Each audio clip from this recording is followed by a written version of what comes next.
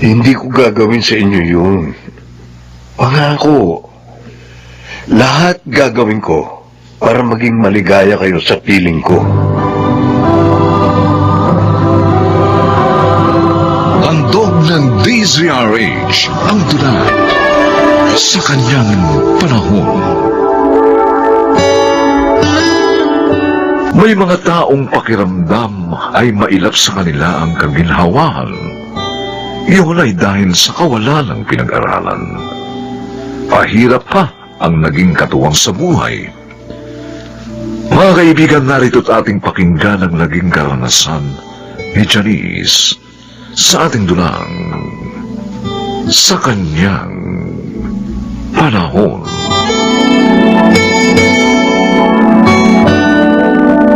Nay, mabuti po dumating na kayo.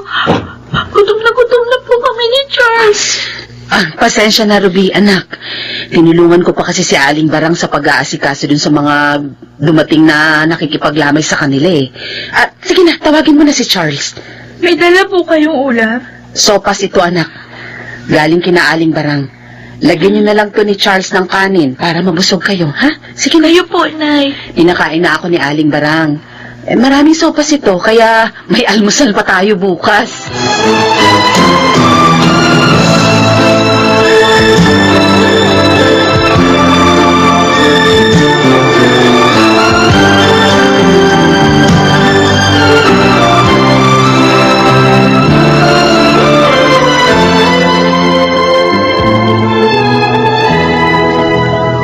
Julie, Mang Emong, heto na po ang mga damit na pinalabhan at pinaplansya niyo po sa akin. Tapos ko ng lahat. Ay, salamat, Janice.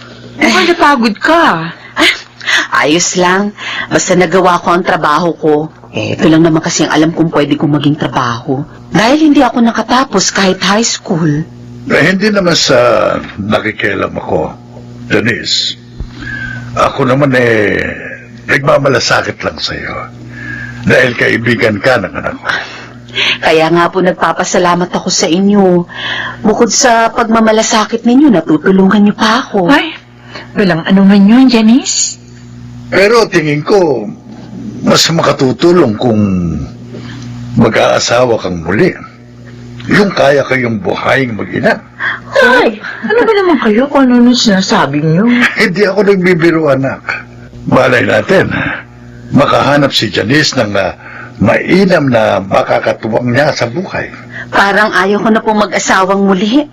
Natatakot na ho ako, Mang Emong. Dahil ba sa mga pahirap na naranasan mo sa una mong asawa? Opo. Mula nang mamatay si Dodong, nakalaya na ako sa mga hirap ng katawan at kalooban. At ayoko na po maulit pa yun. Tama ang kaibigan ko, Tay. Mahirap po magtiwalang muli. Saka isa pa, may anak siyang babae. Baka mamaya, salbahihin lang yun ang magiging asawa niya.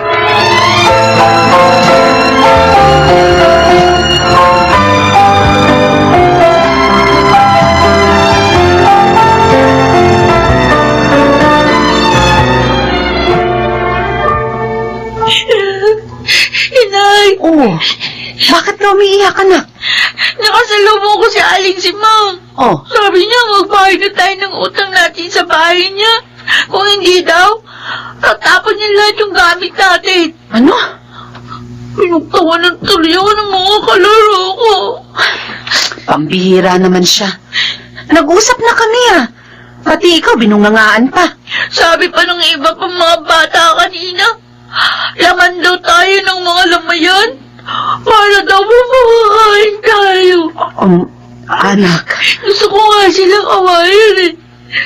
Kaya lang alam ko, totoo naman po yung sinasabi nila. Ay, kailan pa po ba magbabagong buhay natin? Magbabago pa kaya ito?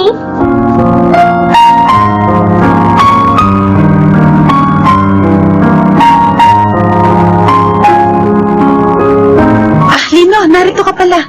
Nagtinda ako ng mga kakanin. Humango ako kaya ngayon lang ako dumating. Okay lang, Janice. Kumusta naman ang pagtitinda mo? Ay, ayos naman. Naipaubos ko, kaya may kita ako kahit papano. May pambaon ng mga anak ko. Kung tinatanggap mo na ba ako, di hindi ka na nahihirapan pa. Ako na maghahanap buhay para sa inyo. Lino, alam mo ang dahilan kung bakit ayoko na mag-asawa. Sobra ako naghirap sa pumanaw kong asawa. Maging ang mga anak namin. Sinasaktan niya dati. Hindi ko gagawin sa inyo yun. Pangako. Lahat gagawin ko para maging maligaya kayo sa piling ko. Magtiwala ka sana.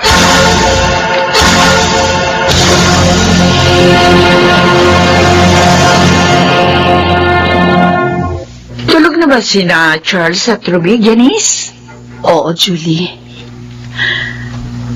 Salamat nga pala sa pagpapatuloy niyo sa amin dito sa bahay niyo, ha? Kung wala kayo, hindi ko na alam kung saan kami pupunta ng mga anak ko. Talagang masungit yung sisimang. Kulang sa pasensya. 2 buwan po ang utang namin sa bahay niya, Mang Emong. Hindi ko po nabayaran kaya pinaalis niya kami. Dumito muna kayo. Habang hindi niyo pa kayang manap ng matitirhan.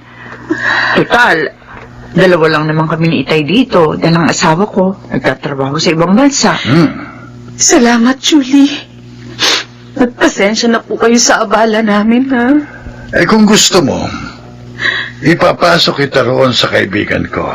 Naghahanap siya ng tindera sa bigasan niya.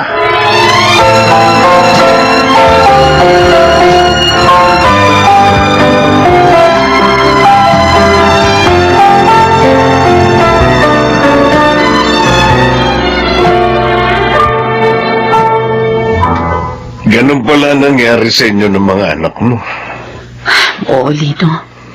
Mabuti nga pinatuloy kami ni Julie dito kasi hindi ko talaga kayang umupo ng bahay sa ngayon. Pakasal ka na lang sa akin. Para hindi ka na mahirapan pa. Lino, Siguro, naiilang ka dahil sa 20 taong tanda ako sa'yo. Kahit naman matanda na ako, makatitiyak ka naman na mamahalin ko kayo. At lahat gagawin ko para magkaroon ng magandang kinabukasan. Sina Charles at Ruby. hindi naman yun ang inaalala ko eh. Hindi ko kayo pagmamalupitan. Maniwala ka. At kahit hindi mo ko mahal, tatanggapin ko. Basta pakasal ka lang sa akin. Lino, Oo, Janice. Ayos lang kahit hindi mo ko mahal. Dahil naniniwala ako na matututuhan mo rin akong mahalin.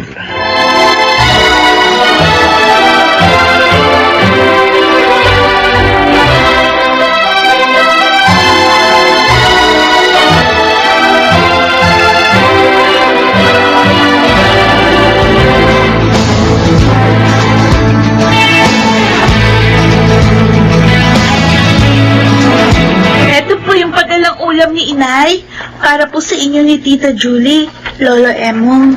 Salamat, Ruby. Kumusta naman kayo ngayon doon kay Lino? Okay na okay po. Mabait po si Tatay Lino sa amin ni Charles. At saka, mahal na mahal po niya si Inay. Salamat naman. Hindi ako nagkamali sa payo sa nanay mo na muling mag-asawa. Sabi nga po ni Inay, mag-aral kaming mabuti ni Charles. Para naman po, matuwa si Tatay Lino. Tama ang nanay niyo. At ipagpasalamat niyo sa Diyos ang pagdating niya sa buhay niyo.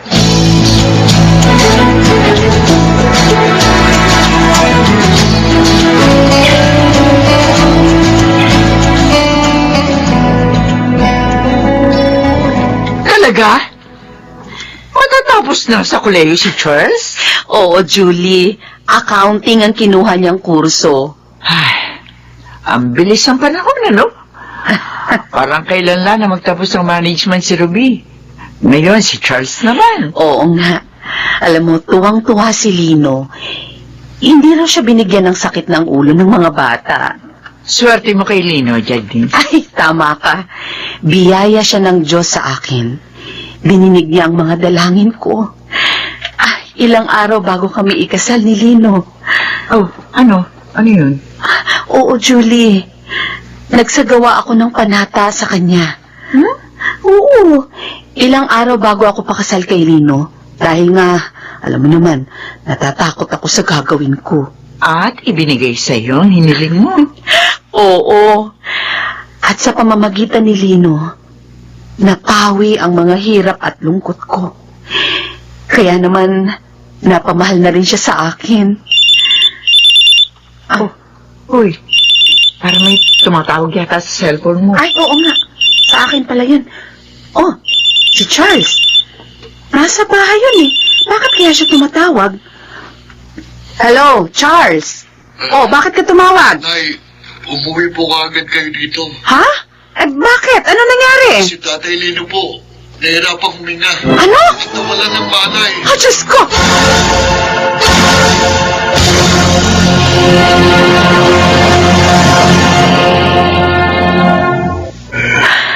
Janice, Narito ako, Lino. naiiwan na kita. Huwag. Huwag kang magsalita ng ganyan. Kagaling ka pa. Nararamdaman ko, hindi na ako magtatagal. Lino. Lino, mahal kita. Hindi mo ako iiwan. Salamat sa'yo. Sa inyo, nina Charles at Ruby. Dahil naging maligaya ako sa mga panahong kasama ko kayo.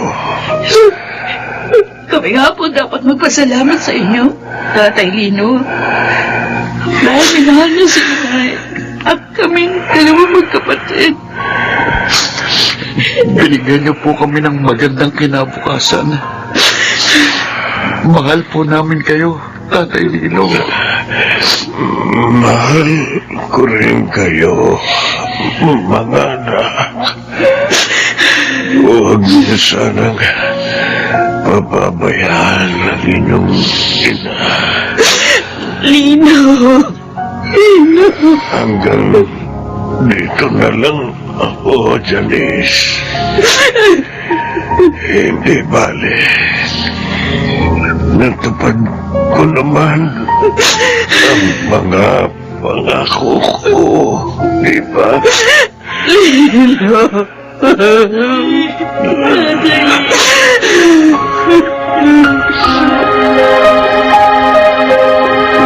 Malayo po dito yung bago kong trabaho, Nay. Kaya gusto ko sana sumama na lang kayo ni Charles sa Ate akin. Ruby, hindi iiwan ni Inay ang bahay na ito. Kaya nga ako, dito na lang ako naghanap ng trabaho eh. Hindi ko talaga maiiwan ang bahay na ito, mga anak. Iingatan ko to. Sabi ko na sa'yo, ate. Dahil maraming magagandang ala-ala ang naririto. Ala-ala ng isang lalaking naging mabuti kong katuwang sa panahon ng aking kahirapan.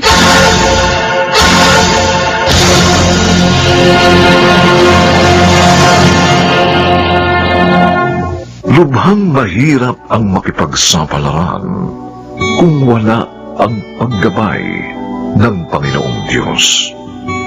Kaya marapat lamang na sa bawat lakad, siya ay sangguniin ng upang pagpalain sa kanyang panahon.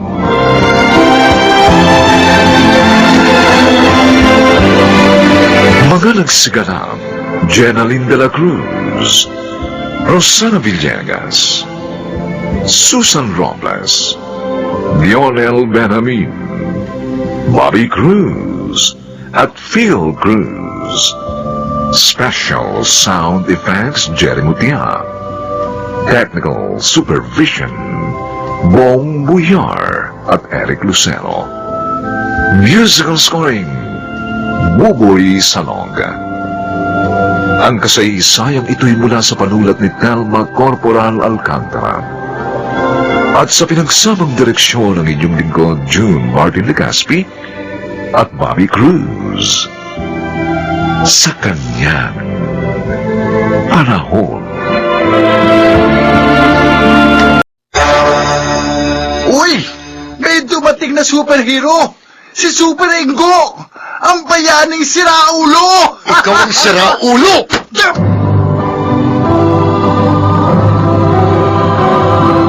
Handog ng DZRH ang dula sa kanyang panahon. May pagkakataong malalaman lang talaga natin ang halaga ng isang bagay o isang tao kung wala na ito sa ating buhay. Mga kaibigan, narito ang naging karanasan ni Ingo sa ating dulang sa kanyang panahon.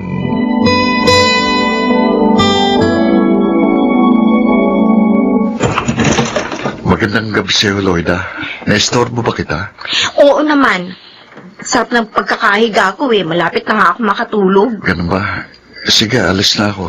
Kunin mo na lang ito. Oh, ano naman ang laman nito? Kalderetang baka. Hindi ba yan ang paborito mo? Busog pa ako. E di, lagay mo na lang sa ref. Bukas mo na kainin. Masarap yan. Talaga lang ha. Sandali nga. Bubuksan ko to. Uy, ang bango ah. Mukhang masarap nga ah. Magugustuhan ito ni Morant. Sinong Morant? NBA player yon, di ba? Oo. Idol ko yun eh. Kaya yun din nga ipinangalan ko sa aso ko eh. Pambihira ka naman. Nagpakahirap ako sa pagluluto niyan at ginawa kong espesyal tapos ipakakain mo lang sa aso. Pasalamat ka pa nga dahil sa aso ko ipakakain eh. Kesa na mailagay ko yan sa kaning baboy. Pero kung nangihinayang ka, di ikaw na lang ako kumain yan. Sige na. Ipakain mo na yan sa aso mo.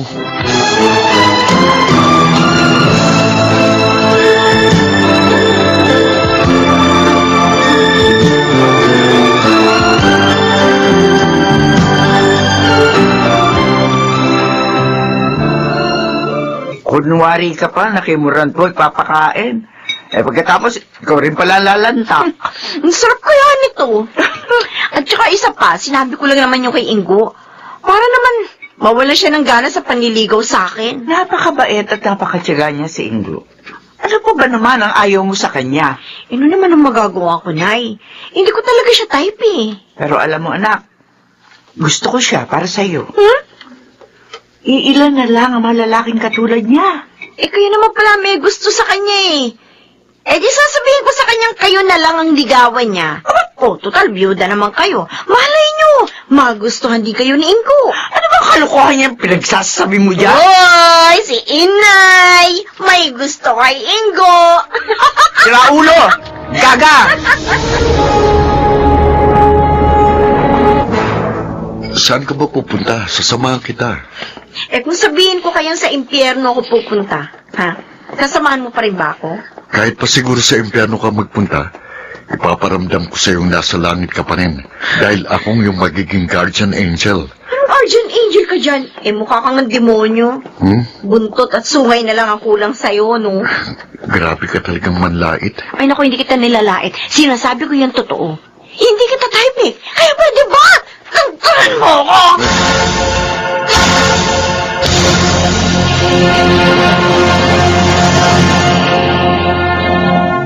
Sobra ka naman, Loida. Bakit tinapon mo sa basurahan yung bulaklak na binigay sa'yo ni Ingo? Umpisa ngayon, lahat ng ibibigay niya sa akin, itatapon ko talaga sa basurahan. Ay, grabe ka talaga. Ang lupit mo. Nakakapwisit na kasi. Ilang beses ko na nga siya binasted, pero ayaw pa rin akong tantanan. Oo, Loida, yan na siya. Loida, bakit mo naman itinapon sa basurahan yung ibinigay ko sa iyong bulaklak? Ang ganda-ganda pa naman, tapos ibabasura mo lang. Ganun ba? Huwag ka mag-alala. Babawi na lang ako. Ha? Reregaluhan din kita ng bulaklak. Hindi lang basta bulaklak. Espesyal pa yun. Ano namang klaseng bulaklak yun? Di yung bulaklak na may special design. Tapos may nakasulat pa. O hindi nga lang I love you ang nakasulat doon, kundi condolence. Bulaklak naman yun ang patay. Gusto mo na ba akong matodas? Kung po pwede nga lang na ipanalangin, sana mawala ka na sa landas ko eh. Toxic ka na kasi, Ingo! Naaalibad ba na ako talaga sa sa'yo. Okay, sige, suko na ako. Kung ang paglayo kong makakapagpasaya sa'yo, edi, hindi na kita muling gagambalain pa.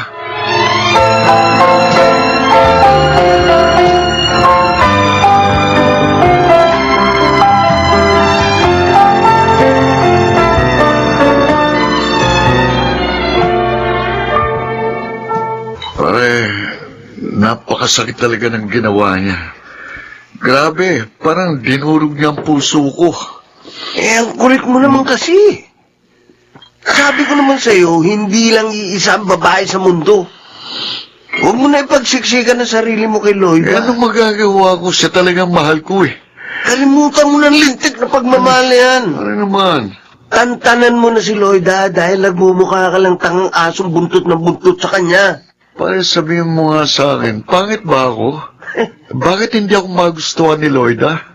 Ba't hindi mo itanong sa salamin ng bagay na yan? Pero, ano naman kaya sasagot ng salamin sa akin? Ano ba? Eh di, of course, Ingo. Pangit ka talaga. Ha?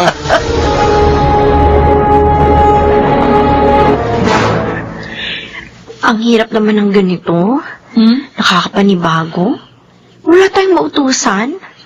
Nag-resign na kasi si Ingo bilang messenger natin eh. Kasi masyado siya nasaktan sa mga ginagawa mo. Ano naman ang magagawa ko? Nakakairita naman talaga yung kakulitan niya eh.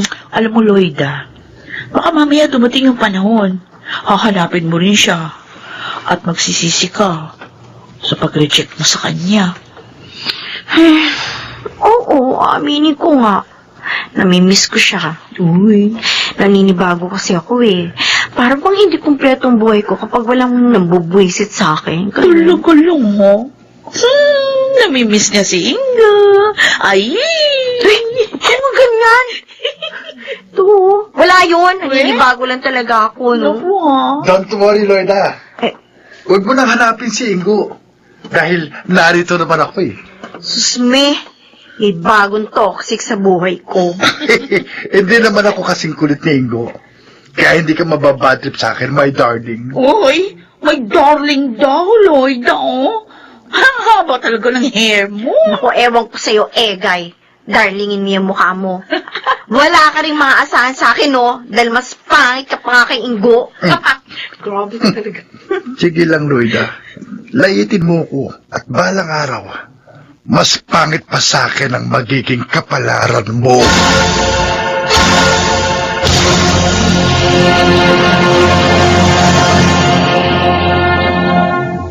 Mukhang malalim ang iniisip mo, anak ha.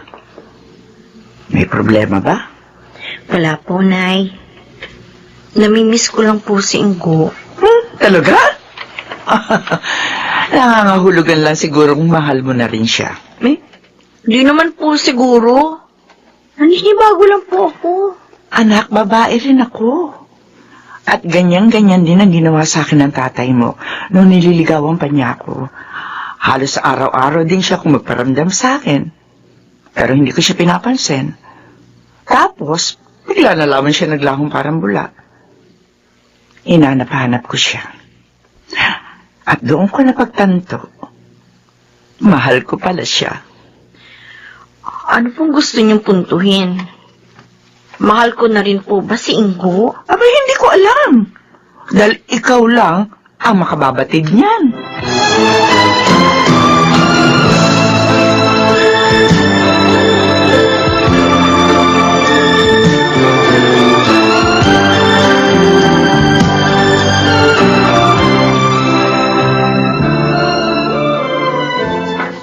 Lloyda, kahatid na kita. Di na bale, Egay.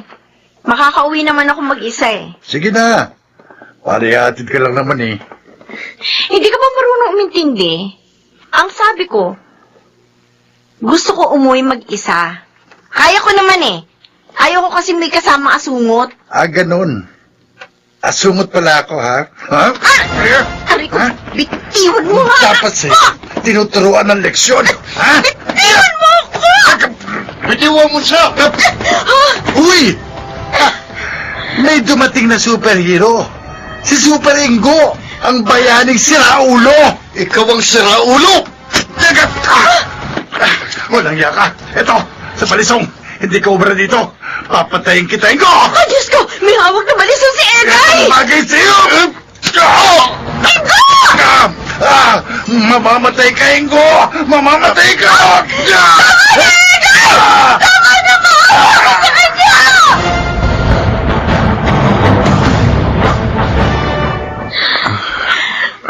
Ang buong akala ko talaga, tuluyan ka na mapapahamak.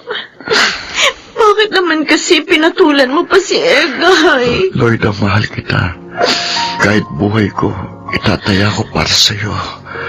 Sorry, Ingo. Patawarin mo ako. Nalagay sa peligro ang buhay mo lang dahil sa akin. Huwag kang humingi ng tawad dahil wala kang kasalanan. Ginawa ko lang kung anong nararapat. Hindi maganda ang naging pagtrato ko sa'yo. Kaya may kasalanan pa rin ako. At sa kabila no, nagawa mo pang itaya ang buhay mo dahil sa akin. Dahil mahal kita, Lloyda.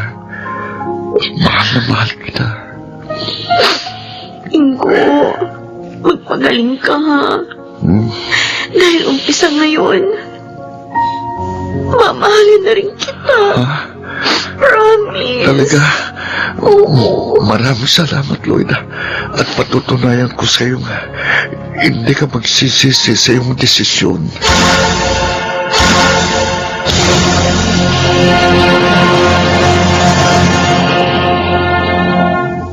Kung sino pa raw ang taong hindi natin inaasahan, ay siya pa palang tutulong at dadamay sa atin sa kanyang panahon.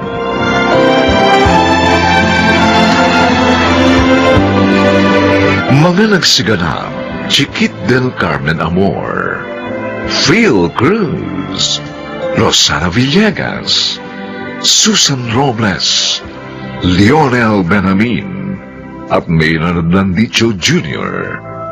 Special Sound Effects Jerry Mutia. Technical Supervision Eric Lucero at Bong Muyar. Musical Scoring Buboy Salong. Ang kasaysayang ito'y mula sa panulat ni Toti Sandoval at sa pinagsamang direksyon ng inyong lingkod June Martin Legaspi at Bobby Cruz sa kanyang panahon.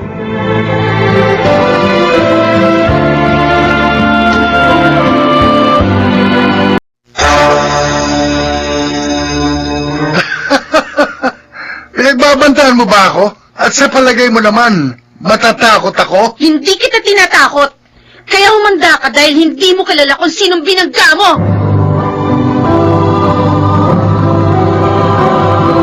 Handog ng DZRH ang tula sa kanyang panahon. Sino nga ba ang dapat sisihin kung bakit napapariwara ang isang anak? Kasalanan ba ito ng kanyang mga magulang? Mga kaibigan, narito't ating pakinggan ang naging karanasan ni Jimbo sa ating dulang sa kanyang panahon.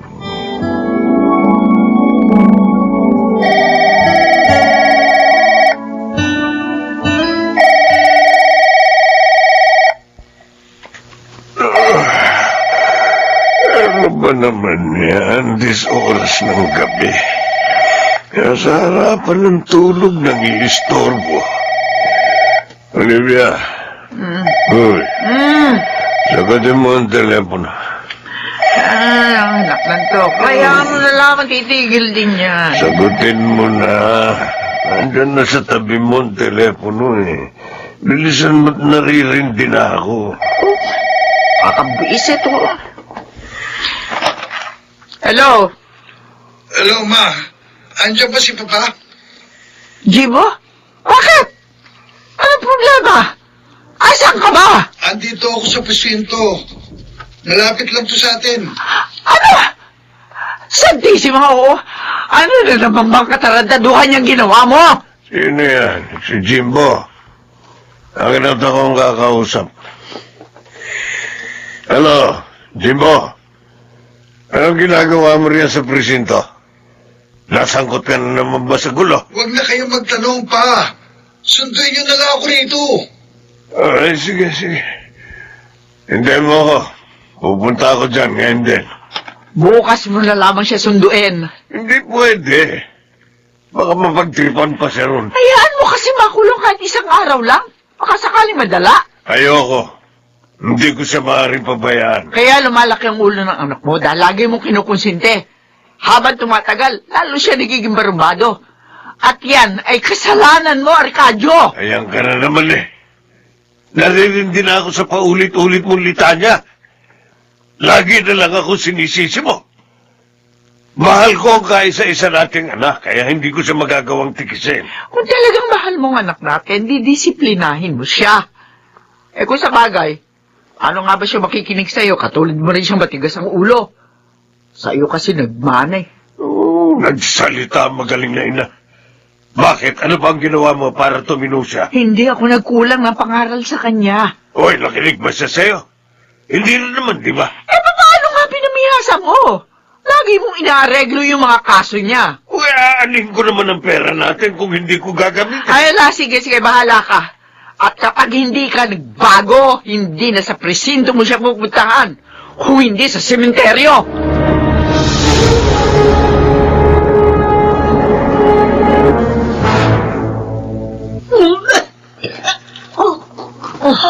Hoy! Ano nangyayari sa'yo? Wala pong alman ito, ma'am. Baka may nakain lang ako. Kung ano dyan. Papatin mo ako sa ring. Ano ba talaga nangyayari sa'yo? Buntis ka ba? Malakas ang kutob ko. Kaya huwag kang magkakaila. O ano? Bakit hindi ka magsalita dyan? Buntis ka, no? Hindi ko naman po ito ginusto. Nasa lang niya ako. Magtatatlong buwan na po niya ako pinagsasamantalahan. Hindi naman po ako makapagsumbong kasi pinagbabantaan niya ako. Sino ba tinutukoy mo nagsasamantala sa'yo? Si Sir Jimbo po. Ano? Diyos ko naman! Malala na talagang anak kong yun!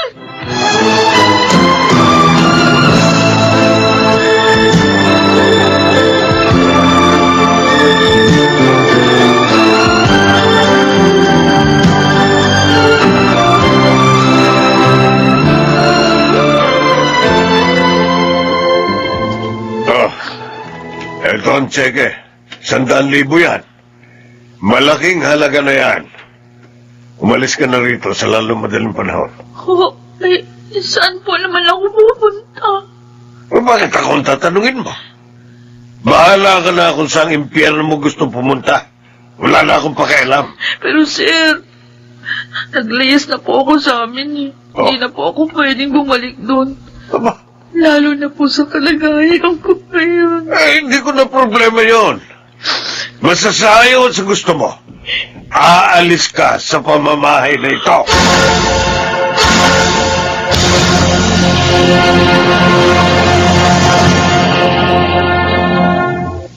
Wala ka talagang patawad, Jimbo.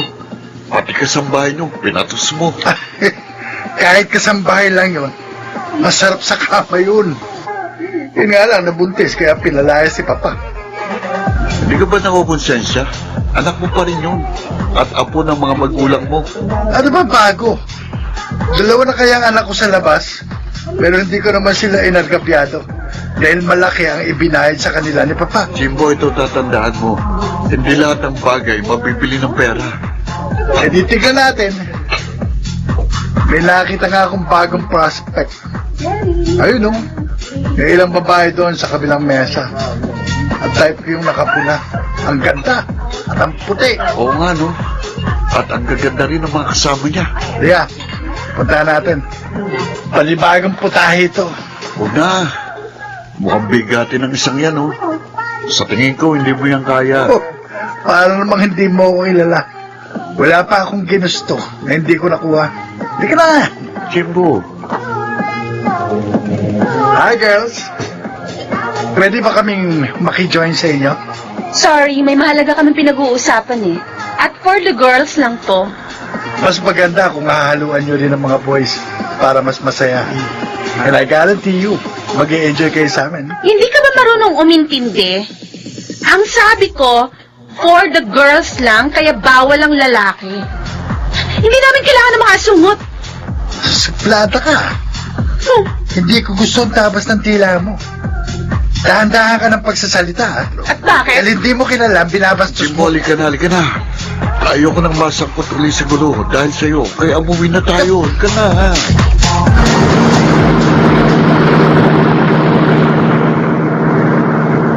Bakit kasi inawat mo ko eh? Nasa pa ko sana babaeng yun. Wala pang taong nagpahiya sa akin ng ganun. Mas lalo naman sigurong kahihiya kung papatol ka sa babae. Kaya kalimutan mo na yun. Hindi ko makakalimutan yung Gilbert. Kaya hindi ko rin yung mapapalagpas ng ganun-ganun lang. Lintik lang ang walang gabi. Mukhang may masama ka na naman binabalak, ha? Basta just wait and see.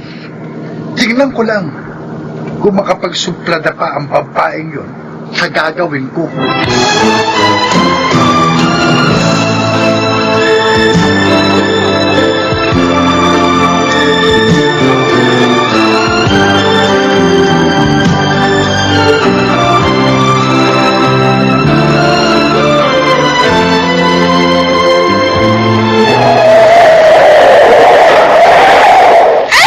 Ano ba? Talaga? Bitiwan mo ako! At saan ako dadalhin? Ano ba?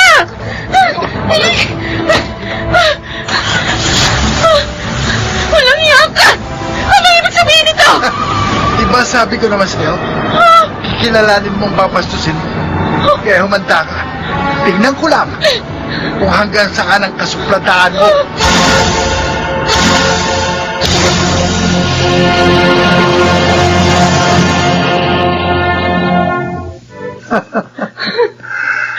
Ano ngayon ang masasabi mo?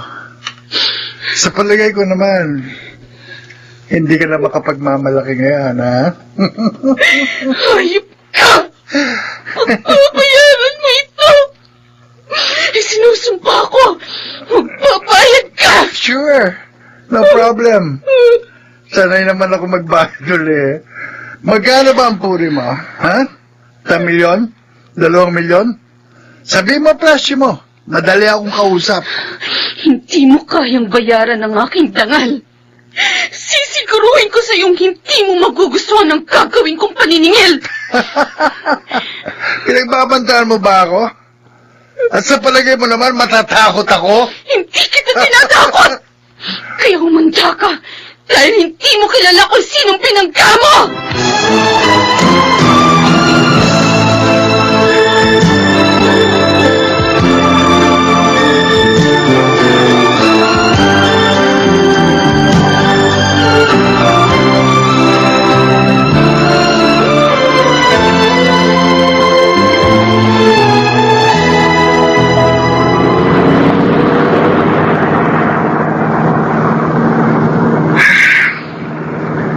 Linggo nang nakalipas.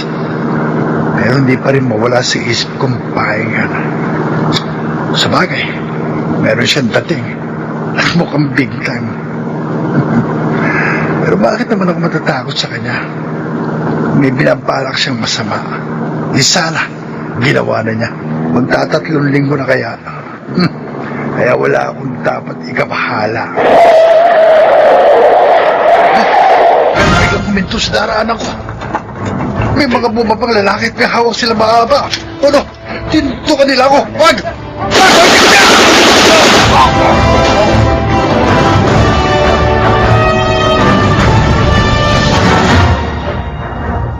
Wala ka bang idea kung sino may kagagawan nun? Siya nga naman, Gilbert. Kayong dalawa lagi magkasama. Ilang beses ko na pong nakausap ang investigador dahil tinanong niya ako.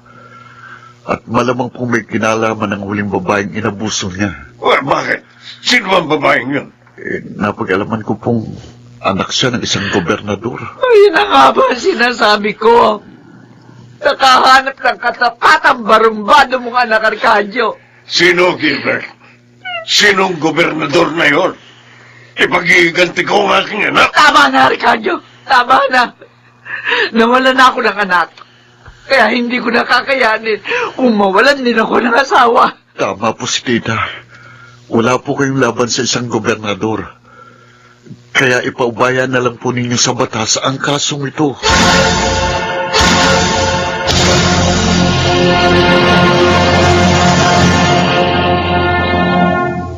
Ituro sa bata ang daang dapat niyang lakaran at hanggang sa paglaki di niya ito malilimutan. Kawikaan 22:6. Bilang mga magulang, dapat nating disiplinahin ang ating mga anak upang huwag silang mapariwara at maging maayos ang kanilang buhay sa kanyang panahon.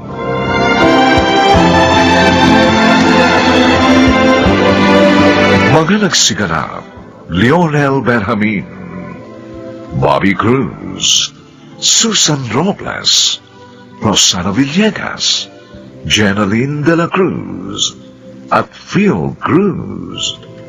Special Sound Effects, Jerry Mutia.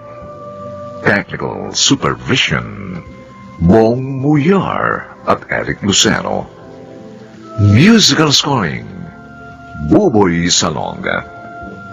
Ang kasaysayang ito'y mula sa panulat ni Toti Sandoval.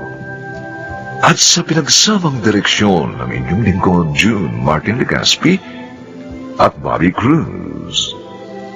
Sa kanyang panahon.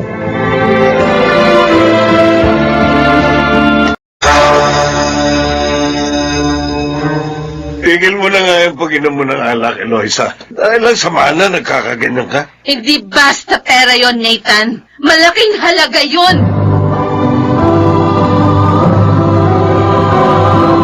Handog ng DZRH ang dulay sa kanyang panahon. Ang kawalan ng pagkakontento at pagiging sakim ay nagiging dahilan ng maraming kaguluhan.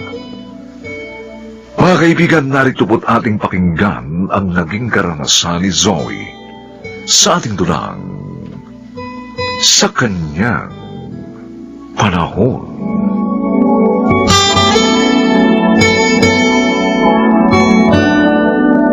Narito na po ako, Attorney Bellarmino. Anong ginagawa mo dito, suwail na babae? Ate Eloisa. Ako ang tumawag sa kanya, Eloisa. Attorney, bakit mo ginawa yun? Dahil kailangan narito din siya sa pagbasa ko ng nasa testamento ng mga magulang ninyo. Suwail yan. Nakalimutan mo na ba? Bago namatay sina Zoila at Alfonso, napatawad nila si Zoe. Attorney, babasahin niyo na ang testamento ni na Mama. Pero, 1 month pa lang nakakaraan nung pumanaw sina Mama at Papa. Iyon ang nakasaad sa kanilang huling pilin. O, sige na. Basahin mo na para matapos na to. Daming satsat. Madali lang naman ito. Dahil ang nakalagay dito, hahatiin ang pantay sa inyong dalawa ang kabuhayan nila Zoila at Alfonso. Ano? At bakit hati?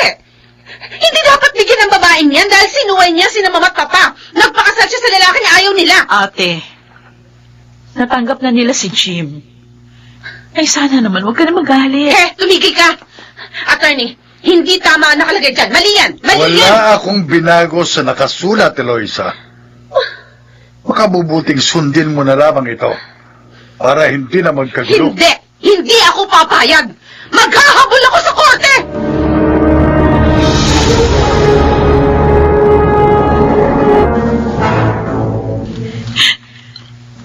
Zoe, huwag ka nang umiyak. Huwag ng mga mata mo. Masakit yung mga sinabi ni ate sa akin kanina. Sabi niya, wala daw siyang kapatid na Suwail. Dahil sa pera kaya siya nagkakaganyan. Gusto niya siyang makalamang sa mana. Mga bata pa kami, gano'n na si ate. Gusto niya. Lagi siya lamang sa akin. Alam mo, Jim, kung pamimiliin ako, hindi bali nang wala akong mana. Basta buhay lang ang mga magulang ko. Mukhang hindi ganun ang ate mo eh. Kaya maghanda ka na lang kapag nagabol siya. Sana huwag na kumantong doon. Dahil nakakahiya sa mga tao. Dahil magkapatid kami.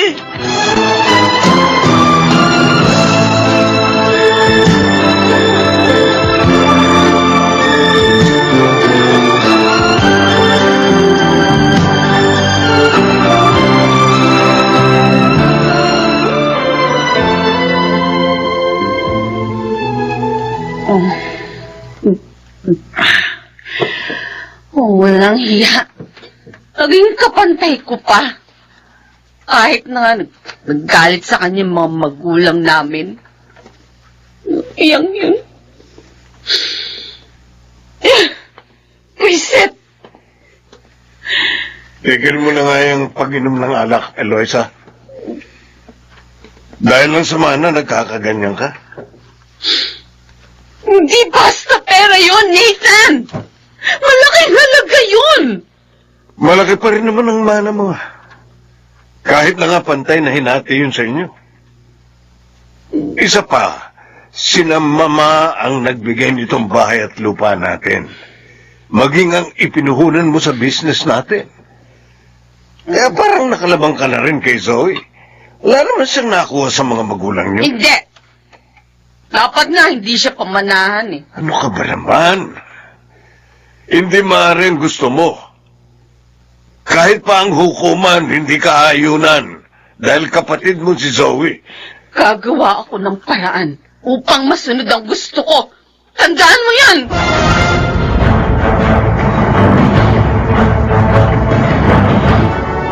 Attorney, tumawag po si ate sa akin. Pinagmumura ako sa cellphone. Ginawa niya yun? Opo. Kahit naman noong pa, attorney. Masama na ugali niya si Eloise. Mataray. At mayroong pagkasakim. Nagbanta rin po siya laban sa akin, Manang Adela. Sabi niya, hindi ko rin pakikinabangan ng mamanahin ko. Ano? Oo. Hindi siya dapat magkaganon. Mabuti ka't binigyan siya ng manang pantay kay Zoe. Oo nga. Abay, kung tutuusin, siya ang walang karapatan sa kabuhayan ni na Alfonso at Zoila. Oh, Manang Adela, ano pong ibig niyo sabihin? Sa palagay ko, dapat na nating sabihin kay Zoe ang lahat, Adela. Oh, Upang maprotektahan niya ang kanyang sarili laban kay Eloisa.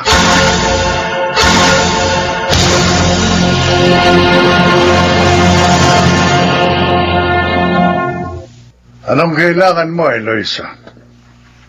Pinuntahan mo pa ako rito sa bahay ko. Diretsahin na kita, attorney. Gusto kitang alukin. Alukin? Ano? Bibigyan kita ng 10% sa kayamanan ni na mama at papa. Gawan mo lang ng paraan na mawalan ng mana si Zoe. Baliw ka, Eloisa. Hindi ko magagawa ang gusto mo. Ano? Dapat nga pasalamat ka pa. Dahil pinamanahan ka. Kahit na nga, ampun ka lang.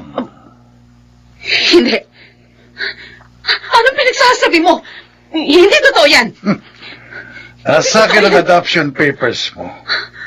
Ipakikita ko sa'yo kung gusto mo. Sinungaling! Sinungaling ka! Sinungaling!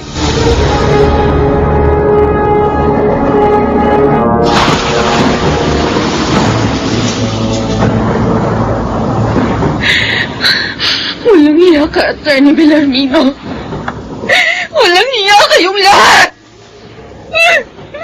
Magbabayad kayo sa akin.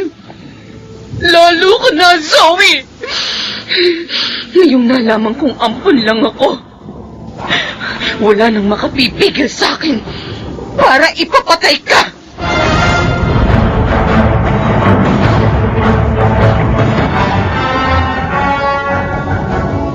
Oh, bakit tanghali na nakahiga ka pa? Sabi mo kahapon na alis ka ngayon na maaga. Ilalagnat ako, Nathan. Masakit ang katawan ko.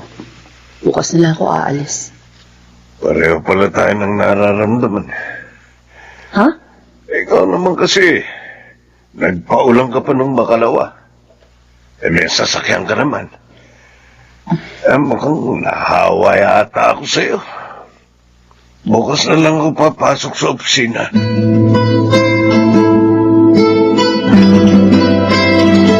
Oh, eto na pong merienda natin, Jim. Manang Adela. Oh, salamat, Iha. Ay naman, pinamerienda niyo pa ako. Ako nag-bake niyan. Manang. Masarap po mag-bake itong miss ko, Manang. Balak nga niyang magbukas ng bake shop. Ay, maganda yan. Hoy, sana naman kunin niyo na lang ako dito sa inyo. Ha? Uy, kasi nalulungkot ako doon sa bahay niyo, Zoe. Okay. Sige, Manang. Dalawin niyo na lang po once a week yung bahay. Ay, salamat. Ay, teka. Kaya nga pala ako nagpunta rito para ibalita sa inyo ang nangyari kina Eloisa at sa kanyang pamilya. Bakit po, Manang? Ano po nangyari? Ay, nagka-COVID silang mag-asawa. Oh? Ha? Oh, Diyos ko. Ano na palagay nila ate ngayon, Manang Adela? Sabi ng katulong nila nang tawagan ako, nandoon daw sila sa ospital. At siya lang ang nag-aalaga doon sa pamangkin mong 3 taon pa lang. Awa naman sina ate. Jim, Zoe. ipagdasal natin na sana makaligtas sila sa mapanganib na sakit na yun.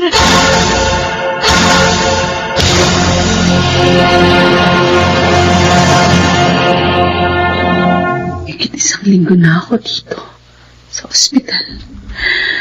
Pero hinang-hina pa rin ako. Mabubuhay pa kaya ako? Kami ni Nathan. Kawawa naman ang aming anak kung may iiwan namin. Ang cellphone ko, may tumatawag. Si Zoe. Hello? Ate, pakiusap. Kung mo papatayin ng linya, gusto kitang makausap. Bakit? Kumusta ka na? Nakasano-sano loob mo, ate. Gagaling ka rin. Alam mo, lagi ka namin pinapanalangin ni Jim. Kahit naging masama ako sa'yo. Para sa akin, kapatid pa rin kita. At kung meron man akong gusto mangyari ngayon, yan ay ang gumaling kayo ni Kuya Nathan. At magkaayos-ayos tayo. Zoe.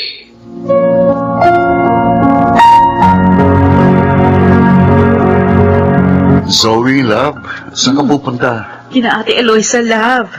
Dadalawin kong pamangkin ko. Dadalang ko rin sila ng pagkain ng kanyang yaya. Ay, sasamahan na kita. Ay, thank you, love. Buti nga. Para hindi na ako mag-taxi. Magpapadal rin ako ng pagkain para kina ate at kuya dun sa ospital. Ang bait talaga ng misis ko. Kahit na nalaman kong ampun lang pala ni na mama si ate. Kapatid pa rin ang turing ko sa kanya. At patutunayan ko sa kanya yun. Patuloy ko siyang tatamayan. Lalo na ngayon, may sakit siya.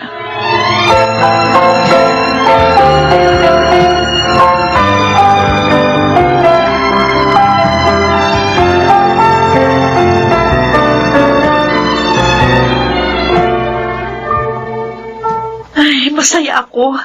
At ligtas na kayo sa sakit na yon, ate. Magaling na kayo. Ako man, Zoe. Salamat sa mga dalangin ninyo. Ginamit ng Diyos na paraan ang pagkakasakit ko upang magliwanag ang isip ko. Ate Eloisa. Patawarin mo sana ako, Zoe. Naging sakim ako. Hindi na kontento. Pinagbalakan pa kita ng masama. Lalo na nang malaman kong ampun lang ako. Ate. Pero salamat sa Diyos at sa iyong kabutihan. Ngayon, namulat na ako sa mga pagkakamali ko.